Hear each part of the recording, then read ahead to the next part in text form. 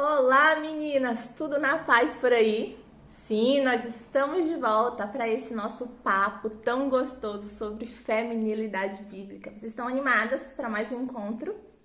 Bom, hoje eu quero falar com vocês sobre 4 modos da gente identificar uma feminilidade bíblica. Uma feminilidade madura, saudável, coerente com as escrituras sagradas. Eu queria que você, ao ouvir sobre esses pontos, que você fizesse uma autoavaliação, que você pudesse observar a sua própria vida, se você tem andado dentro desses valores, desses princípios, e se você tem caminhado nessa liberdade que Deus nos chama para viver como discípulas de Jesus. Vamos lá? Então, como identificar uma feminilidade madura, uma feminilidade saudável, bíblica? Primeiro ponto, uma mulher, ela está vivendo a espiritualidade em sua feminilidade bíblica quando ela vive plenamente o seu propósito de glorificar a Deus com a sua vida. Nós sabemos que o propósito de homens e mulheres, descritos na palavra de Deus, é de glorificar a Deus com as suas vidas. E nós fazemos isso como? Em absolutamente todas as coisas. Paulo diz, quer comais, quer bebais, quer façais qualquer outra coisa, façam para a glória de Deus. Esse é realmente o propósito último de todo ser humano. Fazer todas as coisas, viver a sua vida de maneira a honrar a Deus. A honrar a Deus no seu interior, no seu caráter, na sua base de valores, na sua vivência com o próximo, na sua maneira de expressar o reino de Deus, com as suas atitudes, com os seus movimentos, com os seus relacionamentos. Então, uma mulher, ela vive essa feminilidade madura quando ela não está mais em dúvida sobre quem ela é e sobre o que ela deve fazer, mas ela tem esse sentimento de sentido de propósito muito bem certo em seu coração.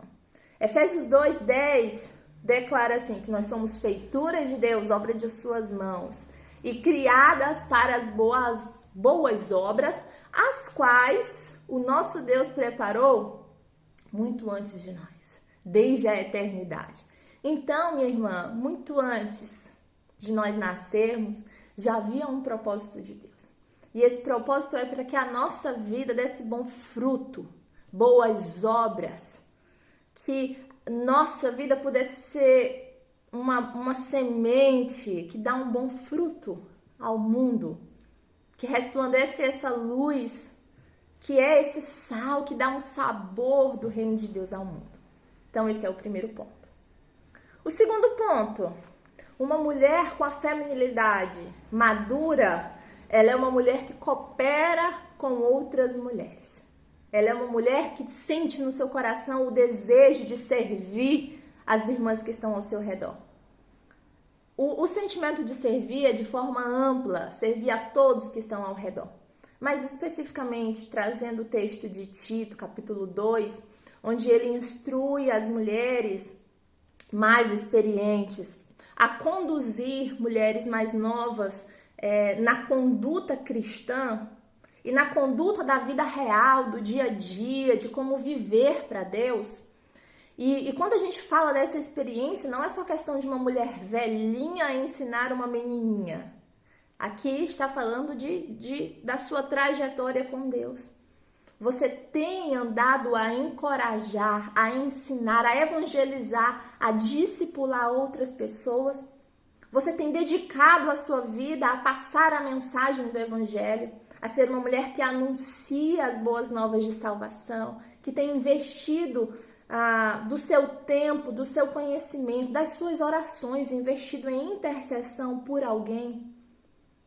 Você tem lutado para que outra mulher também conheça ao Senhor e que se desenvolva como serva de Deus, como discípula, como mãe, como esposa, como dona de casa, como uma trabalhadora de qualquer área.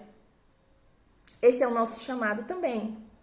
Um terceiro ponto, como nós sabemos que uma mulher está vivendo essa feminilidade bíblica, madura e saudável, quando ela contribui com a sociedade e deixa um legado de fé, de piedade e de devoção. Você tem mostrado ao mundo o seu amor por Jesus?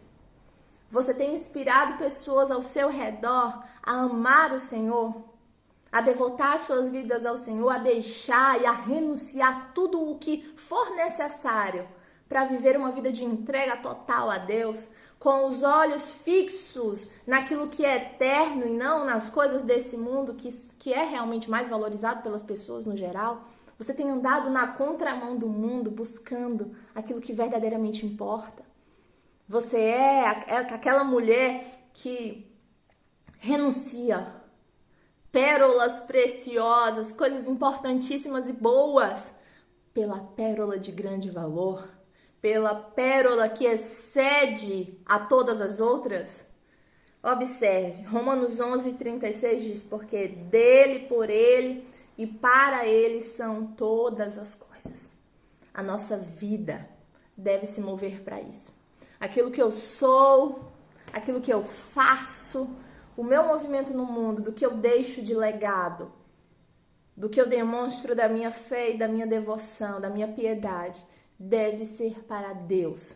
Eu não vivo mais uma vida para mim. Eu não vivo mais uma vida para levantar o meu nome, para expor o meu currículo ou para fazer qualquer coisa sobre mim mesma. Eu vivo uma vida para Deus e eu sei que tudo aquilo que eu faço é por graça, por misericórdia de Deus. E eu sei que é por causa dele e eu sei que é pelo nome dele. É esse o movimento que a mulher bíblica faz, sempre com um olhar fixo no seu Senhor, com um desejo de glorificar a Deus. Isso não é jamais se anular, porque quando a mulher se conhece de forma bíblica, ela vai saber que o valor dela não está nas coisas que ela pode conquistar, ou no tanto de conhecimento que ela pode adquirir, ou no tanto de riquezas, ou de beleza, ou de qualquer outra coisa. Mas o valor dela está no amor que o Senhor Jesus Cristo investiu em morrer na cruz para lhe salvar, para lhe resgatar e para lhe dar esperança de vida eterna, de vida plena, de vida verdadeira. Aleluia. Quarto ponto, para a gente finalizar. O reconhecimento de uma feminilidade bíblica madura se dá com o foco dessa mulher em agradar a Deus, em honrar a Deus, independente do que o mundo diga, do que a cultura diga. Ela é uma mulher que anda realmente na contramão do mundo e vive uma vida para Deus. Ela não está mais presa às expectativas das pessoas e nem mesmo o que as pessoas impõem como um padrão feminino. Ela vive tão somente guiada pela palavra de Deus.